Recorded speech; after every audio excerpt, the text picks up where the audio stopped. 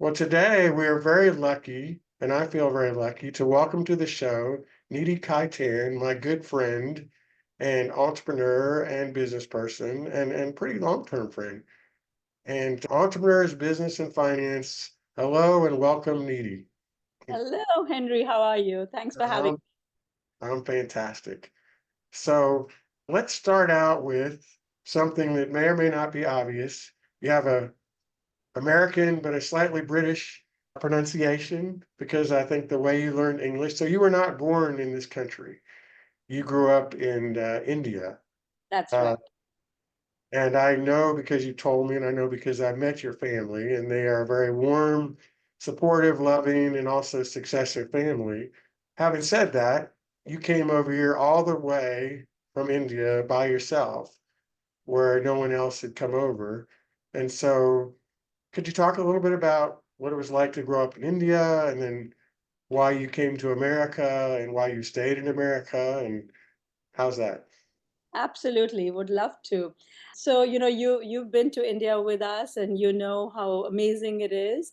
I had a fabulous childhood in India, and as you know, I acquired polio when I was very young, and I grew up with that disability in India. But my family was so loving that it was never a problem until my family started traveling and we used to go on vacations everywhere. And then I just found that when I would come to America, it would be very easy for me. And when time came, once I graduated high school and time came for choosing universities, I wanted to come to America, and that was a absolutely no-brainer for me. My uncles, my dad, all encouraged me to take that step, and I applied to 23 universities. I got admission in 22 universities at that point, and I decided to come here.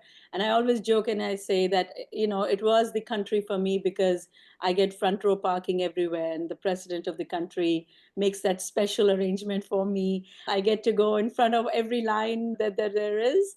And just America has meant so much for me.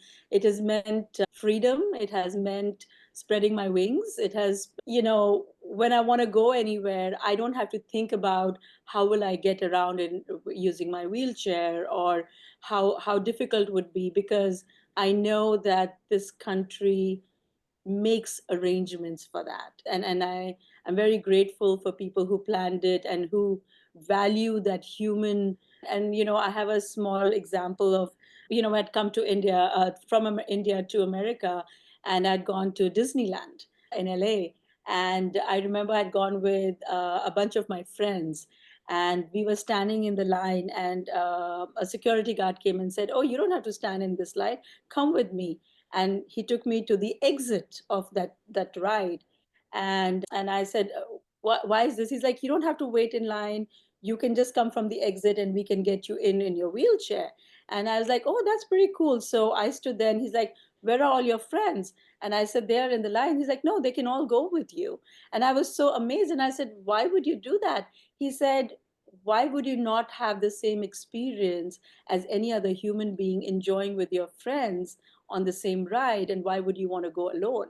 So I mean, that's just it stuck with me from such a long time, that this country allows you to have that experience like any other.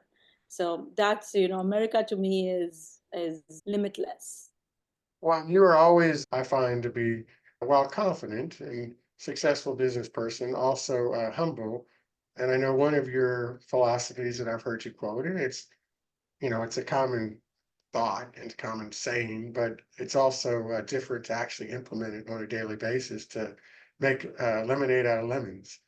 And you Yes. talked about how, you have had some things that are different about you because you had the polio that limited some things about you, but you don't really feel like that's limited you in your life or your experience or your well-being or things like that. You don't Not act like a victim, put it that way. Well, I hope not. And I don't feel like one.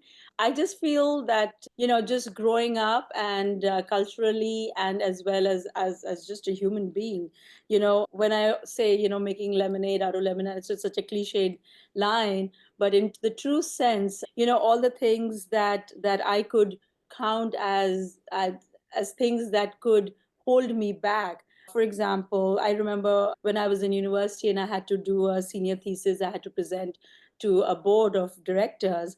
And the previous night, I was like, how am I going to do this? I knew my subject, but I didn't know how would I walk into a room. And at that time, it was all men.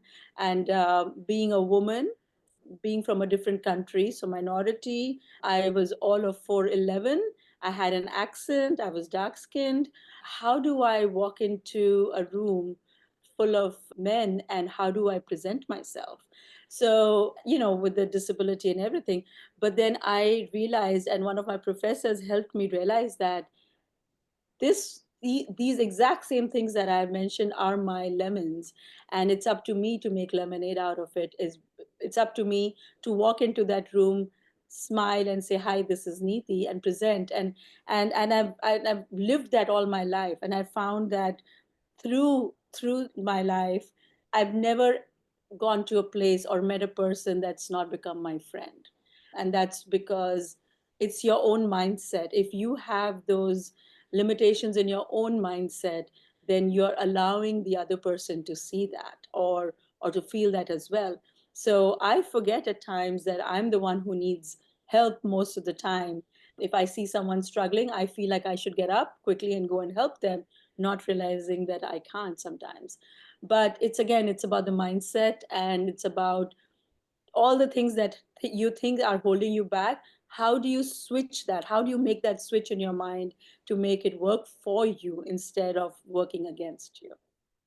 That's neat to hear. And I know that you also have done some motivational speaking, and generally you feel like, everybody would like to have some sort of contribution in this world.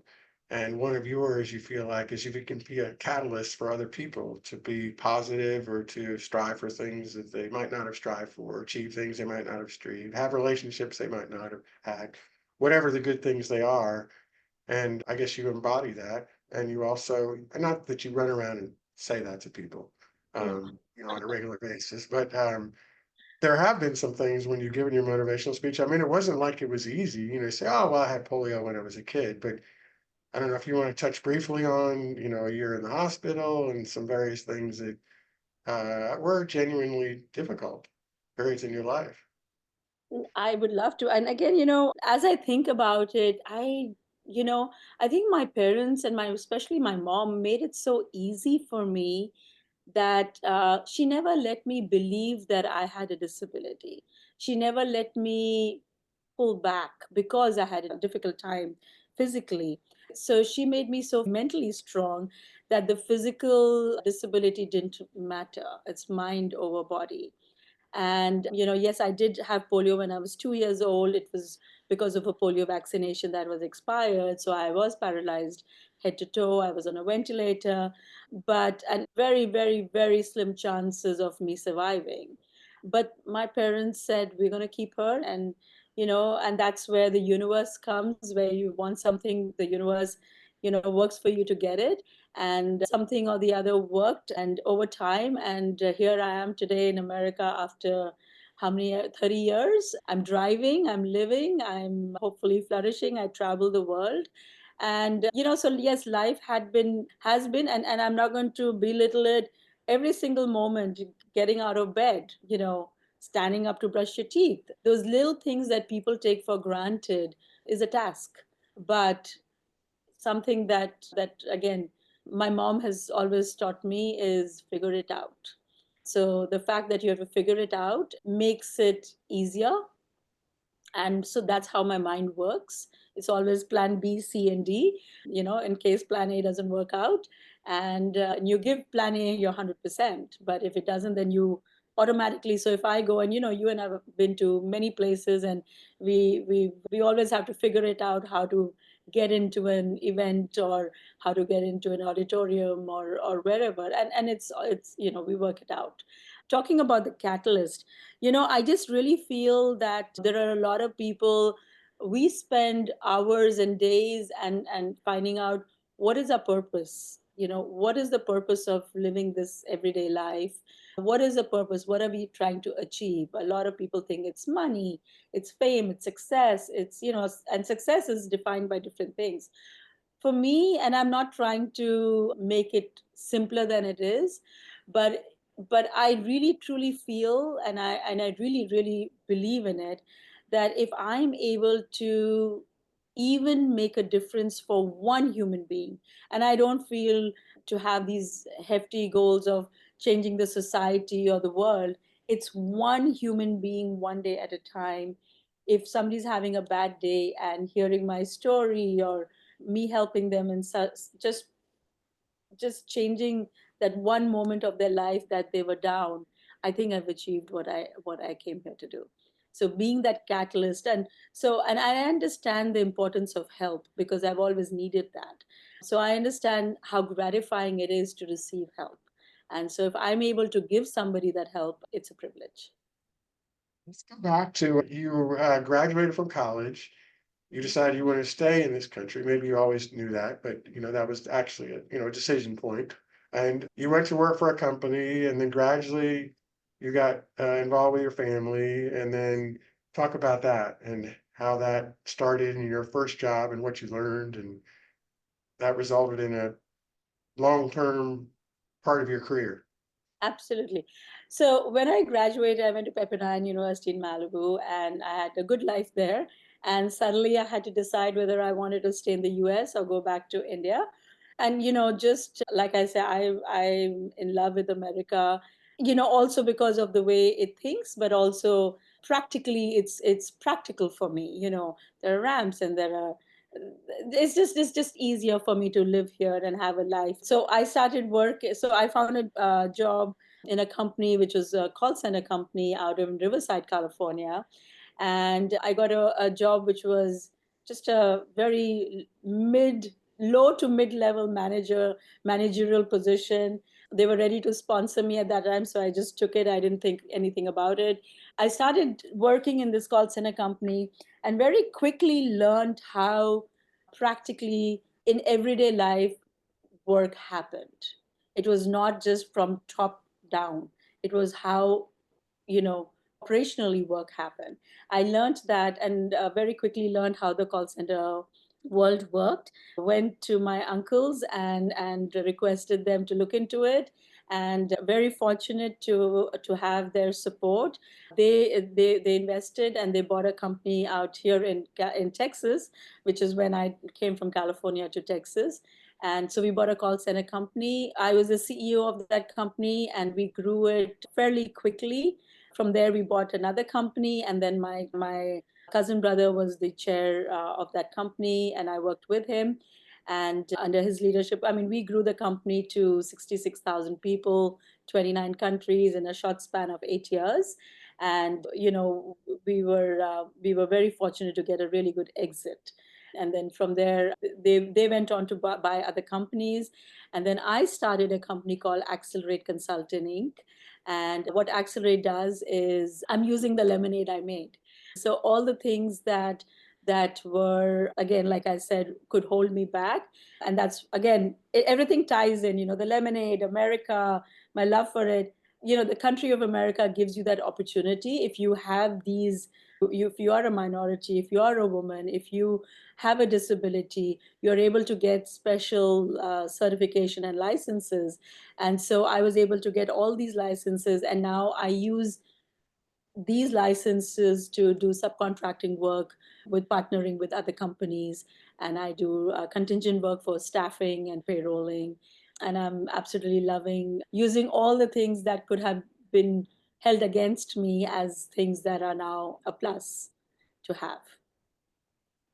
So as you say, you are in Dallas, Texas. We met here. You've always been involved in the community, and you're always going to meet important people, whether it's the governor or Michael Dell or different situations, just the business things. Those are just two recent names that I remember. We met in the Entrepreneurs Organization in Dallas, and then we did a fun thing together, something called the Texas Ballet Theater, which was a charity to kind of charity work both ways. I felt like we were the ones getting more of the benefit, but anyhow, you donate some money and they teach you about the ballet, and they hope to make continued fans and patrons of the ballet, which we have been.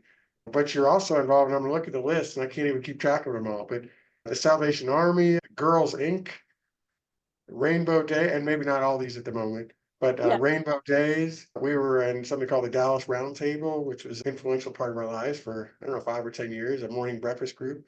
Talk about, and then there's a number of India groups that are related to people that have come from India recently, or maybe not first, second generation, but um, you have your hands in a lot of pots. I, well, I firmly believe that if we are part of society, we need to give back. And people sometimes think philanthropy or giving back means a lot of money. But I've come to find out that your time, your effort, your thoughts are also important. And I'm blessed that a lot of organizations do ask me to join them. But education, women's development, food, shelter, these are some important topics for me that's very close to my heart. Children education is very important. So from time to time, whenever I got the opportunity to be part of organizations that I could add value, I tried to. So right now, like, I'm on the executive board of the US India Chamber of Commerce, and that fulfills a lot of things that are close to me. I'm able to be a catalyst. I'm able to network and connect people. I'm able to give back to the community from the country that I came and the community I live in right now. And so one country was my mother, and one country is where I work, and it's my karma. So I want to give back to both, and the US India Chamber allows me to do that. I recently got invited to be on the board of Salvation Army. And again, just food, shelter, help, it just spoke to me so much. And it's very endearing to me what I can do. And if I can do something, then I would love to, because again, I go back to, I understand the importance of help. And every time, help doesn't have to be a poor thing. It means adding value, growth, and taking it to the next level. Well, and I know that at various times your family members have been here working. I mean, obviously they visited. Fortunately, recently, I'm sorry about the passing of your mom, and your uncles were very supportive, and of course your father too. And they came over here. Um, and when I went to India, we were lucky enough to take a tour on ourselves, places you had been, and your uncle's company, the SR Group, arranged all the travel, so it was sure was a neat experience for us. Um, but they're all still staying in India, or they're not that they don't travel the world. But you're still now. I mean, there's been times when there were more members of your extended family here, but as I recall from our last conversation, you're it again. I But you're planning on, but you're planning on staying. I Uh, do. yeah, I don't plan on doing something that they'll kick me out from here, but this is home. I've lived here longer than I've lived in India now. I'm not going to age myself, but I've been longer in the US now, and this is home. I don't plan to go anywhere from here for now. yeah, yeah. You're Who can stuck with say? me, Henry. When you have time, always, it seems, or you make time, dinners with friends at local Thai places, and you have lots of friends. I know that. And I recently were calling and checking on you as you went through the loss of your mother, and you do have a full life. I can see why you wouldn't want to leave, because you would give up so many things in the community that you've developed when it was just you that showed up. And those long-term relationships are terrific. Like, we see each other on a regular basis, but if we miss a month or two and then we get together again, it seems like it was the day before. So, and Olga, and of course, feels the same way, my wife. And I know you'll have a lot of interesting things in the future. Is there anything else that you'd like to say to wrap up, or? No, I think, thank you for this. And I think I'll leave the interview with a thought. If there's anything, one thing that you could get out of our conversation, I mean, not you, even the viewers, is just remember that you're living your best right now. And we often worry about the future, and we remember our past. But the present is our future that we imagined in the past. I don't know how to explain that better, but you're living your best right now, so enjoy it, because this too shall pass. and good and bad, whatever you're going through, it will pass. So just keep smiling, because it's a curve that straightens all curves, and positivity attracts positivity. So just be happy and be well. Well, I don't know if you coined the phrase, but the first time I heard it was from you that I can recall, and you said, "These are your good old days of the future." Yes. So I Yes. enjoy them now, and, That's instead of exactly, yeah, that's exactly. I remember you and I had this conversation that, because I think in the recent times, with the loss of my mom and a few other different changes in my life, I feel that, I found thinking about the past a lot, but then I realized that in the future I'll be thinking about this time that we are in right now. So let me just enjoy this right now. So, yep. oh, fantastic. Well, Entrepreneurs Business and Finance podcast was very lucky to have you on the show today, Pleasure. and thank you, and I will talk to you soon. Thank you, Henry.